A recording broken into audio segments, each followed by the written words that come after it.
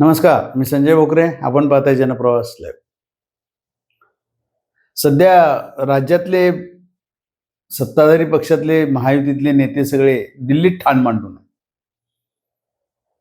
कारण केंद्रीय मंत्रिमंडळाचा पण विस्तार होतोय आणि महाराष्ट्र राज्यामध्ये सुद्धा काही रिशफलिंग होण्याची चिन्ह आहेत.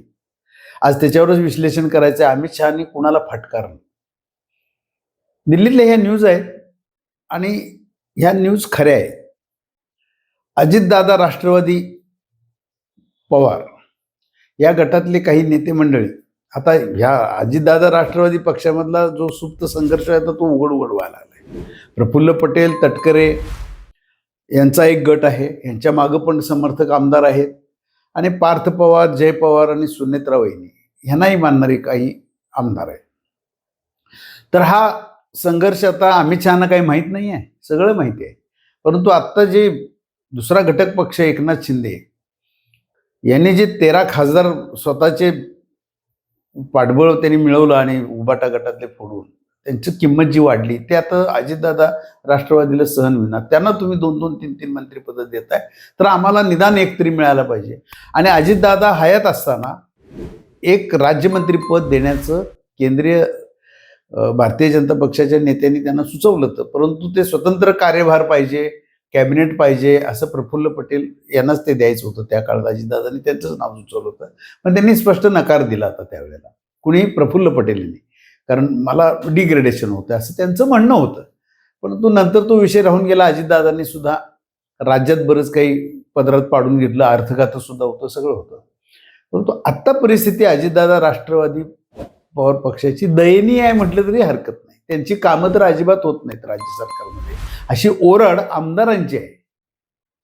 म्हणजे एकतर्फी मी बोलतोय असं नाही. बरेच आमदार भेटतात, जनप्रवास लाईव्हची चर्चा करतात मुंबईमध्ये, काही आमची कामं होत नाहीत काय. आता सुनेत्रा वहिनी आणि यांचं ते आता शेवटी उपमुख्यमंत्री आहेत, त्यांचे काही 4-2 गोष्टी मिळाल्या झालं, पण त्यांना अनुभव कमी आहे ना. अजितदादा असतानाच वेगळं अर्थ खातं होतं.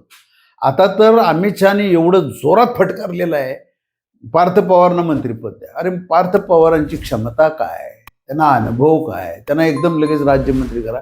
कसं तयार होतील? प्रफुल्ल पटेल, तटकरे बसले. तटकरे निवडून आलेले खासदार आहेत, एकुलता एक खासदार निवडून आलेला, त्यांना मंत्रिपद नाही. हा, त्यांना राज्यात मुलीला दिले की मंत्रिपद, ठीक आहे ना. परंतु हे काही गप बसणार आहेत का? पार्थ पवार यांची जी हुकुमशाही आहे त्याच्या विरोधात आरडाओरडा त्यांच्यात चालूच आहे. आता हे राष्ट्रवादी अजितदादातले हे आतले संघर्ष आहेत आणि ते आता उघड दिल्लीत. पण अमित शहानी फटकारला. अमित शहा हे सगळा अभ्यास असतो त्यांना, आणि त्यांनी स्पष्ट सांगितलं शिंदेचं पारडं जड आहे ना. आज 13 खासदार म्हणजे चेष्टा आहे काय? आज खासदारांची कमी आहे ना आज केंद्रामध्ये भारतीय जनता पक्षाला. मग अशा वेळेला त्यांनाच किंमत दिली जाईल, त्यांनाच एखादं कॅबिनेट मंत्रिपद आणि एखादं राज्यमंत्री सुद्धा दिलं जाईल. अशा वेळेला असं फटकारलं की आता तुम्ही मंत्रिपद तर सोडाच, परंतु तुम्हाला अर्थ खातं जे मागतायत ते सुद्धा मिळणार नाही, असं फटकारल्याचं कळतंय.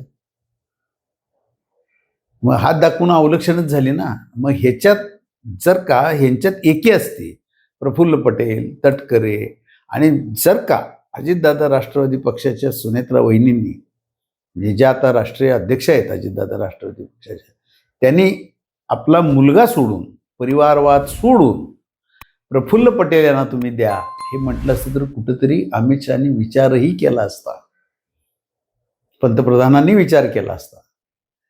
तुम्ही सगळं घरातच, सगळं दुसऱ्याचंही माझं, माझंही माझं असं चालत नाही राजकारणामध्ये. आज एकनाथ शिंदेंनी सुद्धा बघा आपली एक खासदारकी महिलेला देऊ केली, आपल्या घरात नाही, त्यांनी कार्यकर्त्यांना संधी देत आहेत. वाघमारेंना दिलं ना. अशा पद्धतीनं जर का गेलं, परिवारवाद सोडला, तरच अजितदादा राष्ट्रवादी पक्षाला भवितव्य राहील. नाहीतर अमित शहाने आज फटकारलं, उद्या देवाभाऊ सुद्धा का फटकारणार नाहीत? सगळं मलाच म्हटलं तर अर्थखातं आता देवाभाऊंच्याकडे आहे, आणि देवाभाऊ आता अर्थखातं सोडतील अशी अवस्था नाही.